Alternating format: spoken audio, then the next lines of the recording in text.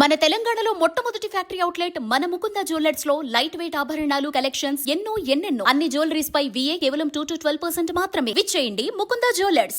Iran కు వరుసగా రెండో రోజు గట్టి దెబ్బ తగిలింది. ఇప్పటికే ఇరాన్ జాతీయ భద్రతా చీఫ్ కనెడీ ఆఫ్ ఇరాన్ గా పేరొందిన అలీ లారిజానీ కమాండర్ సులేమానీని హతమార్చిన ఇజ్రాయెల్ తాజాగా నిఘా మంత్రిని టార్గెట్ చేసింది.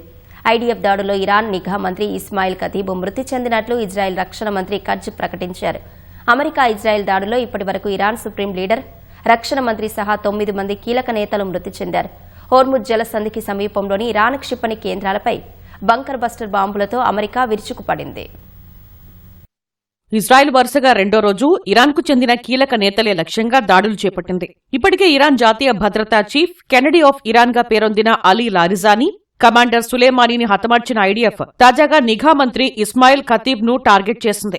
గత రాత్రి జరిపిన దాడుల్లో ఆయన చనిపోయినట్లు ఇజ్రాయెల్ రక్షణ మంత్రి కర్జ్ ప్రకటించారు. పూర్తి వివరాలు వెల్లడించకుండా ఈ రోజంతా టెహరాన్, బీరూట్ లో ఆశ్చర్యకరమైన పరిణామాలు చోటు చేసుకునే అవకాశం ఉందన్నారు. ఇరాన్కు చెందిన ఇతర సీనియర్ అధికారుల్ని టార్గెట్ చేసేందుకు ప్రధాని నెతన్యాహు తమ సైన్యానికి అనుమతిచ్చినట్లు ఇజ్రాయెల్ రక్షణ మంత్రి కర్జ్ తెలిపారు.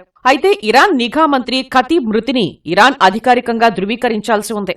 ఇరాన్ నూతన సుప్రీం లీడర్ మొజ్తబా ఖమేనీ సహా కీలక నేతలంతా తమ టార్గెట్లో ఉన్నట్లు ఐడీఎఫ్ ప్రకటించింది. మొజ్తబా ప్రస్తుతం ఎక్కడ ఉన్నారో తెలియకపోయినా ఆయనను వదిలిపెట్టే ప్రసక్తే లేదని స్పష్టం చేసింది. యుద్ధం ప్రారంభమైన నాటి నుంచి ఇప్పటి వరకు Iran supreme leader Ayatollah Khamenei, రక్షణ మంత్రి అజీజ్ సహా 9 మంది ముఖ్య నేతలు మృతి చెందారు.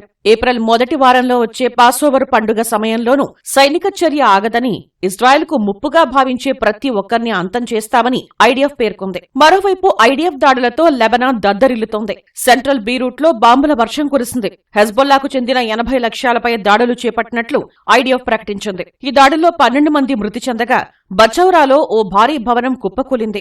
బీరూట్ నగరంలో ఎక్కడ చూసినా దట్టంగా పొగలు లేస్తున్న దృశ్యాలే కనిపిస్తున్నాయి. హోర్ముజ్ జలసంధిపై ఇరాన్ పట్టును సడలించేందుకు తీవ్రంగా యత్నిస్తున్న అమెరికా ఆ ప్రాంతంలో భారీ దాడులు చేసింది. శక్తివంతమైన బంకర్ బ్లస్టర్ బాంబులతో హోర్ముజ్ జలసంధికి సమీపంలో ఉన్న ఇరాన్ క్షిపణి స్థావరాలపై దాడులు జరిపినట్లు అమెరికా సెంట్రల్ కమాండ్ తెలిపింది. ఇరాన్ నౌకా విధ్వంసక క్రూయిజ్ క్షిపణులు జలసంధిలో అంతర్జాతీయ నౌకా రవాణాకు ముప్పు కలిగిస్తున్నట్లు ఆరోపించింది.